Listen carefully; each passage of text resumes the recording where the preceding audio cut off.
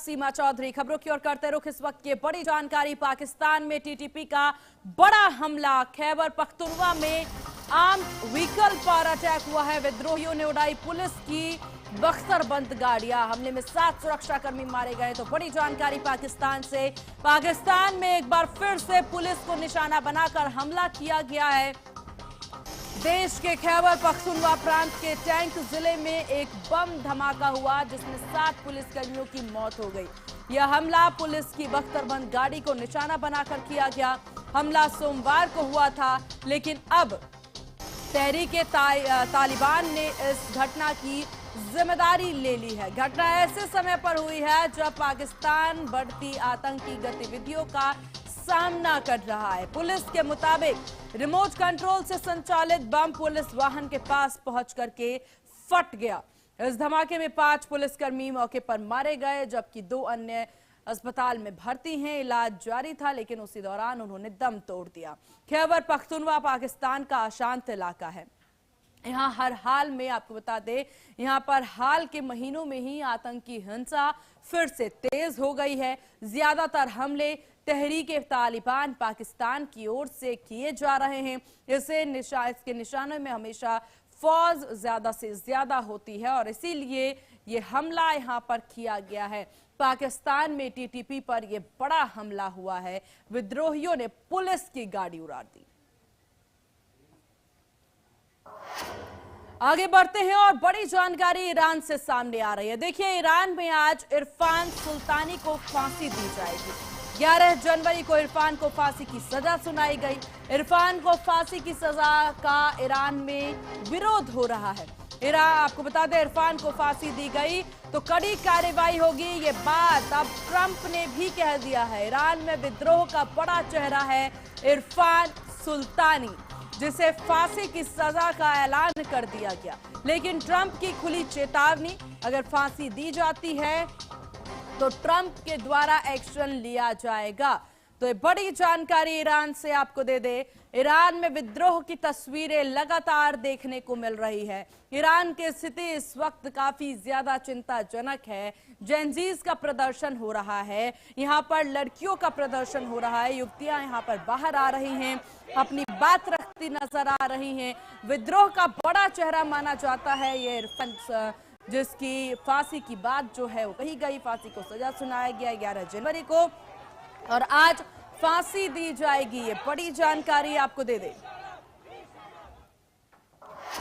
चलिए खबरों में आगे बढ़ते हैं, जहां आपको बता दें, वेटरन्स डे पर राष्ट्रपति द्रौपदी मुर्मू का एक्स पर पोस्ट पूर्व सैनिकों की बहादुरी, समर्पण और बलिदान को सलाम। उनका अटूट साहस हर भारतीय को प्रेरणा देता है। राष्ट्रपति ने आगे कहा, हमारे पूर्व सैनिक राष्ट्र के लिए पूरी तरह समर्पित रहेंगे। तो हमारे सारे सैनिक जो हैं राष्ट्र के प्रति समर्पित रहने की बात राष्ट्रपति द्रौपदी मुर्मू के द्वारा कही गई है। पूर्व सैनिकों की बहादुरी, समर्पण को याद किया गया। उनका अटूट साहस हर भारतीय के लिए प्रेरणा है। राष्ट्रपति द्रौपदी मुर्मू के द्वारा एक्स पर पोस्ट करके बात की गई। वेटरन्स डे पर राष्ट्रपति द्रौपदी मुर्मू का ये पोस्ट पूर्व सैनिकों की बहादुरी, समर्पण, बलिदान, साहस को याद किया। उनका अटूट साहस हर भारतीय के लिए प्रेरणा।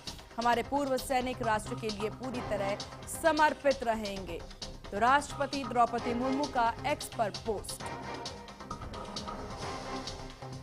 तो राष्ट्रपति ने कहा कि उनका अटूट साहस देश के लिए बड़ी बात।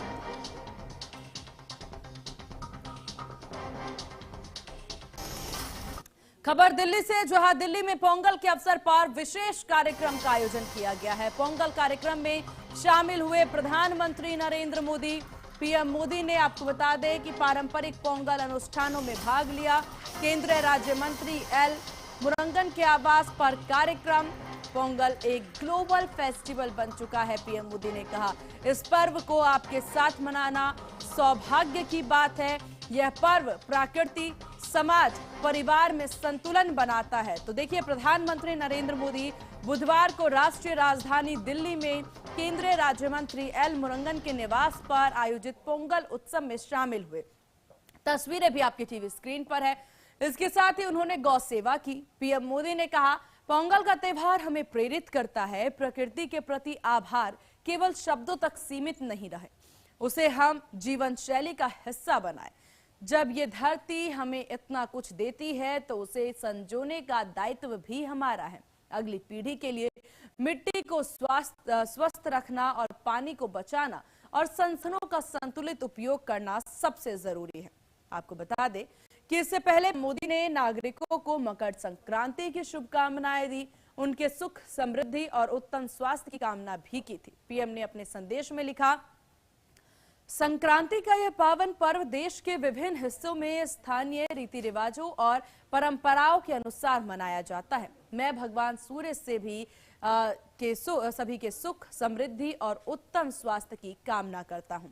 उत्तरायण में सूर्य देव के आशीर्वाद से सभी पाप नष्ट होते हैं, ऐसा पीएम के द्वारा एक्स पर पोस्ट करके ये तमाम शुभकामनाएं दी गई। उसके बाद देखिए, मकर संक्रांति पर शुभकामना देने के बाद प्रधानमंत्री जो हैं राजधानी दिल्ली में पोंगल का ये त्योहार मनाते नजर आए। पीएम मोदी पारंपरिक तौर से त्योहार को मनाते दिखे, गौ सेवा उन्होंने की और उसके बाद पोंगल में तमाम रीति रिवाजों को वो फॉलो करते नजर आए। आज पोंगल एक ग्लोबल फेस्टिवल बन चुका है। दुनिया भर में तमिल समुदाय और तमिल संस्कृति से प्रेम करने वाले लोग इसे उत्साह के साथ मनाते हैं, उसमें मैं भी एक हूं। इस विशेष पर्व को आप सभी के साथ मनाना मेरे लिए। तो प्रधानमंत्री नरेंद्र मोदी ने असम के लोगों को शुभकामनाएं दी। असम के लोगों को पत्र लिख करके बिहू की शुभकामनाएं दी है। माघ बिहू के मौके पर आपके परिवार को शुभकामनाएं। यह त्योहार खुशी, प्यार और भाईचारे का प्रतीक है। माघ बिहू का सार संतोष और आभार से है। यह फसल कटाई के मौसम के पूरे होने का प्रतीक है। यह त्योहार शांति, अच्छा स्वास्थ्य और खुशियां लाए। आने वाला साल समृद्धि और सफलता से भरा हो। प्रधानमंत्री के द्वारा असम की वासियों को यहां पर बिहू की शुभकामनाएं दी गई हैं। माघ बिहू की ये शुभकामनाएं प्रधानमंत्री नरेंद्र मोदी के द्वारा दी गई है। तस्वीरें देखिए, आने वाला साल समृद्धि और सफलता से भरा हो, ये शुभकामनाएं देते प्रधानमंत्री नरेंद्र मोदी नजर आए। तो माघ बिहू के मौके पर आपके परिवार को शुभकामनाएं।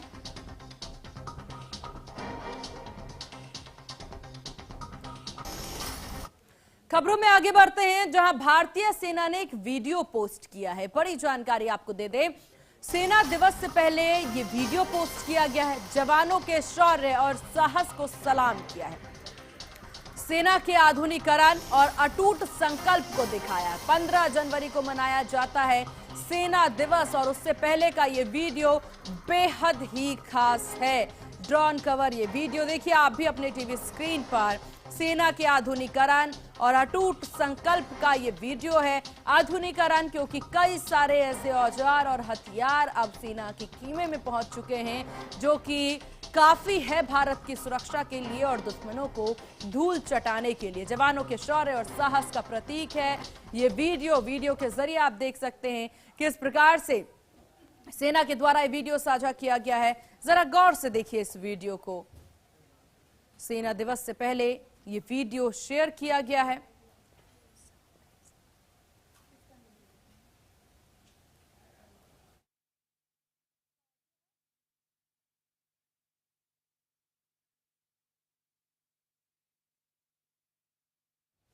तो भारतीय सेना ने वीडियो पोस्ट करके देशवासियों को बताया कि आधुनिकीकरण सैनिकों का किस प्रकार से हो रहा है। आगे बढ़ते हैं, पश्चिम बंगाल में एसआईआर को लेकर के सियासी तनाव काफी बढ़ गया है। जहां बता दें कि मुख्यमंत्री ममता बनर्जी ने दावा किया है कि एसआईआर नोटिस मिलने के बाद तक 84 लोग जान गंवा चुके हैं, जिनमें 17 की मौत ब्रेन स्ट्रोक, 4 की आत्महत्या से हुई है। उन्होंने चुनाव आयोग और भाजपा को इन मौतों का जिम्मेदारी लेने के लिए कहा। ममता ने आरोप लगाया कि भाजपा के निर्देश पर अन्य राज्यों के लोगों को बंगाल में लाकर वोटिंग कराई जा रही है। एसआईआर के तहत अब तक 54 लाख लोगों के नाम वोटर लिस्ट से हटाए जा चुके हैं। तो ये बड़ी जानकारी आपको दे दे, पश्चिम बंगाल में ममता बनर्जी का यह बड़ा आरोप सामने आया है।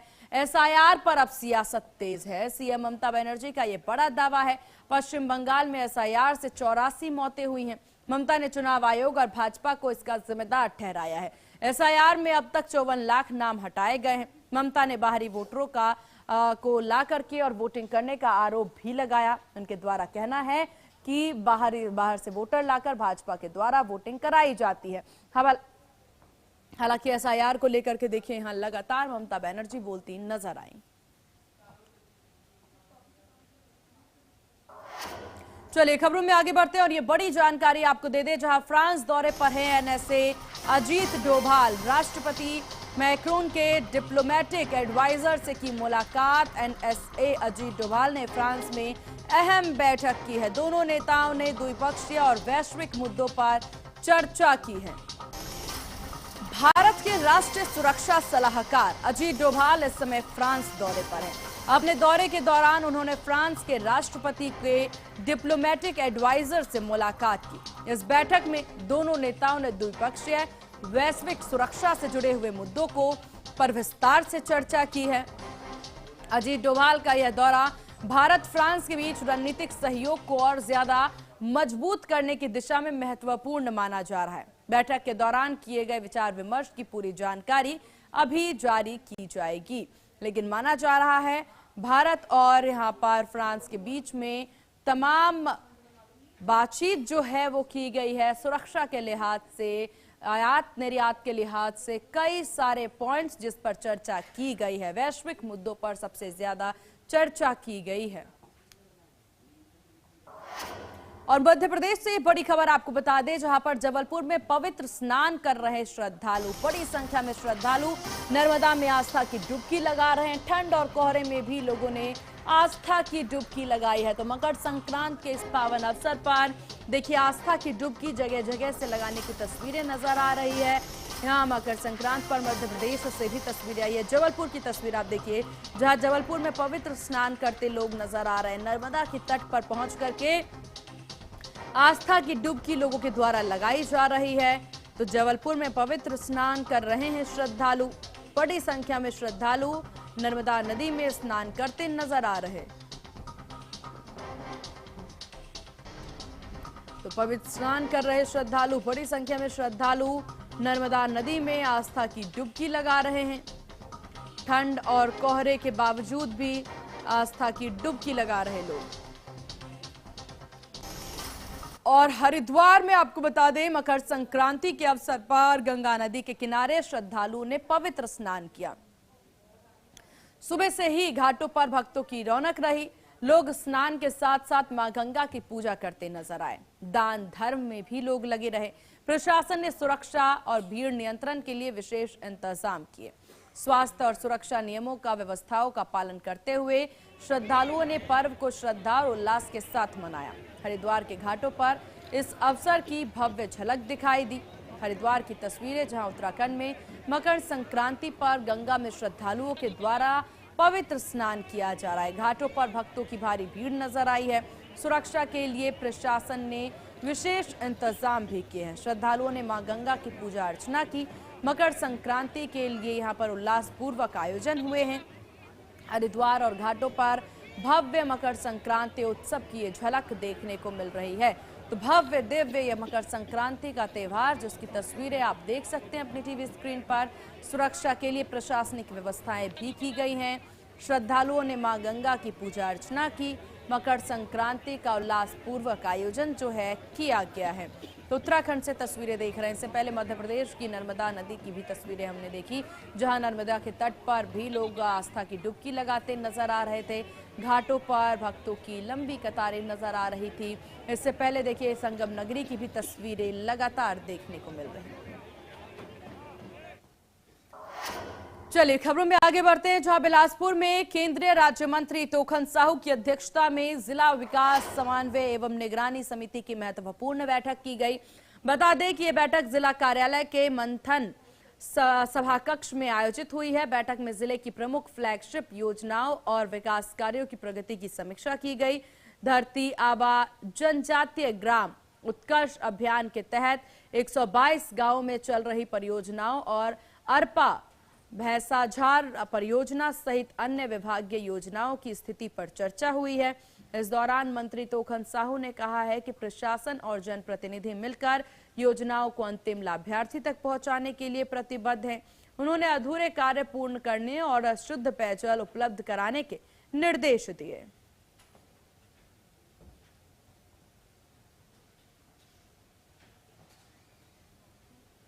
सभी विभागों का मीटिंग्स करते हैं, रिव्यू करते हैं कि हम लोग कहाँ पर हैं, और इस बैठक का उद्देश्य है कि कार्य में प्रगति आए, अचीवमेंट हो, हम अच्छा से अच्छा कार्य करें, लोगों को उसका लाभ मिले।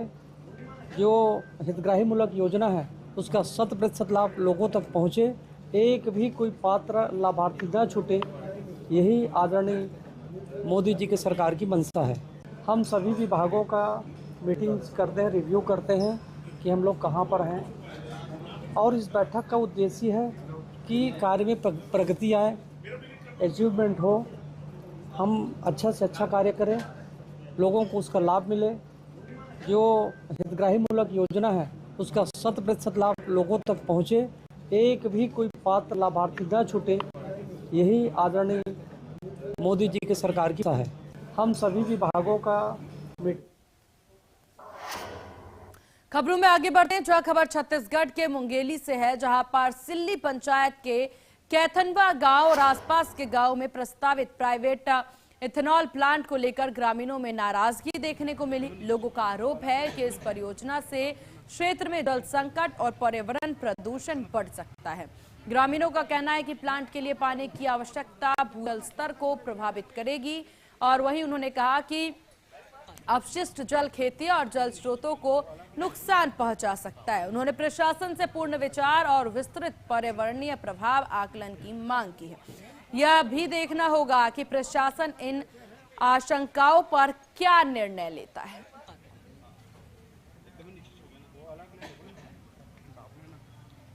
कैथनवा गांव कस्बे में प्राइवेट कंपनी द्वारा इथेनॉल प्लांट लगाया जा रहा है, जिसके विरोध में हम सैकड़ों ग्रामीणों ने लामबंद होकर प्लांट के विरोध में प्रदर्शन करने के लिए एवं ज्ञापन सौंपने के लिए कलेक्टर साहब के पास आए हुए हैं, जिसका हम सब पुरजोर विरोध करते हैं। मैं भी समीपस्थ ग्राम नांगोपहरी का सरपंच हूं, जो कि मेरे यहाँ से लगा हुआ है, जहाँ की शासकीय कॉलेज और स्कूल वगैरह कुछ मीटर दूरी पे ही है, जहाँ प्लांट प्रस्तावित है, जिससे प्रदूषण और भारी जल संकट की भविष्य में संकट पैदा होने की आशंका है। कैथनवा गांव कस्बे में प्राइवेट कंपनी द्वारा इथेनॉल प्लांट लगाया जा रहा है, जिसके विरोध में हम सैकड़ों ग्रामीणों ने लामबंद होकर प्लांट के विरोध में प्रदर्शन करने के लिए एवं ज्ञापन सौंपने के लिए कलेक्टर साहब के पास आए हुए हैं, जिसका हम सब पुरजोर विरोध करते हैं। मैं भी समीपस्थ ग्राम नांगोपहरी का सरपंच हूं, जो कि मेरे यहाँ से लगा हुआ है, जहाँ की शासकीय कॉलेज और स्कूल वगैरह कुछ मीटर दूरी पे ही है, जहाँ प्लांट प्रस्तावित है, जिससे प्रदूषण और भारी जल संकट की भविष्य में संकट पैदा होने की आशंका है। कैथनवा गांव। चलिए खबरों में आगे बढ़ते हैं, जहां खबर बिलासपुर से है, जहां सेंट्रल यूनिवर्सिटी में खाने को लेकर के हंगामा देखने को मिला है। बता दें कि अंबेडकर छात्रावास के 50 से अधिक छात्रों ने मंगलवार रात कच्ची सब्जी और बासी रोटी मिलने का आरोप लगाते हुए प्रदर्शन किया। छात्र हॉस्टल में निकलकर कुलपति बंगले और प्रशासनिक भवन तक पहुंचे, हाय हाय के नारे लगाए। छात्रों का कहना है कि लंबे समय से खराब और अस्वच्छ भोजन परोसा जा रहा है। शिकायत करने के बावजूद कोई ठोस कार्रवाई नहीं हुई है। स्थिति को देखते हुए कोनी पुलिस मौके पर पहुंचे। विश्वविद्यालय के अधिकारियों ने व्यवस्था सुधार का आश्वासन दिया। एवीपी और एनएसयूआई ने भी मेस टेंडर बदलने की मांग की।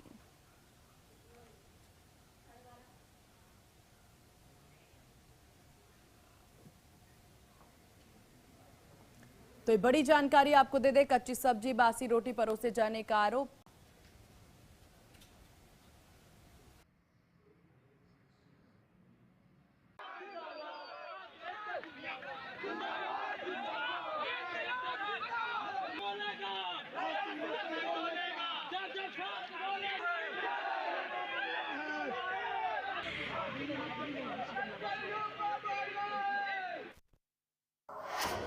बिलासपुर के तारबाहर थाना क्षेत्र में अवैध हथियार रखने वाले आरोपी को पुलिस ने गिरफ्तार किया। आपको बता दें कि तारबाहर पुलिस और आरपीएफ की संयुक्त कार्रवाई में आरोपी सद्दाम हसन शेख की कब्जे से देसी कट्टा, जिंदा कारतूस बरामद हुए हैं। पुलिस को 13 जनवरी को सूचना मिली, construction colony Urdu school ground के पास संदिग्ध व्यक्ति खड़ा है। घेराबंदी कर आरोपी को पकड़ा गया। तलाशी में 2 मोबाइल फोन, 3 ट्रेन टिकट भी बरामद हुई हैं। सद्दाम हसन शेख 32 साल, पश्चिम बंगाल निवासी, खिलाफ है आर्म्स एक्ट के तहत मामला दर्ज हुआ है। कर न्यायिक रिमांड पर जेल भेजा गया है। इस कार्रवाई में तारबाहर पुलिस और आरपीएफ की टीम ने अहम भूमिका निभाई।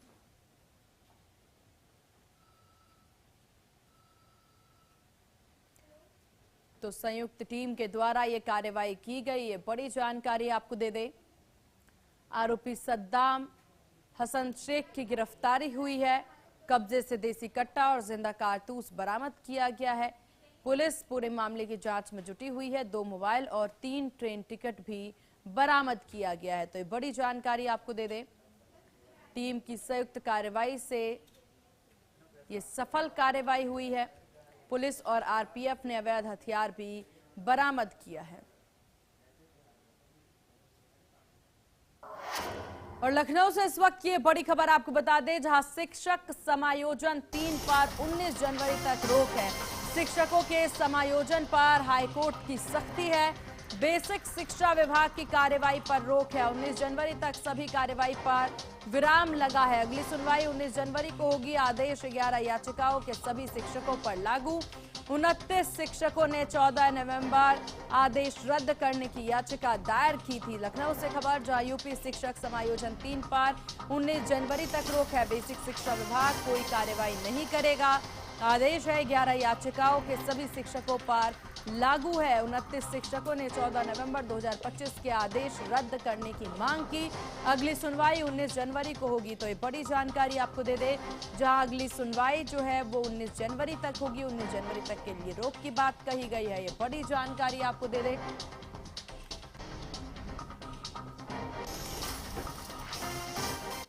इन्हीं खबरों के साथ इस बुलेटिन में बस इतना ही। बने रहिए HNN न्यूज के साथ। नमस्कार।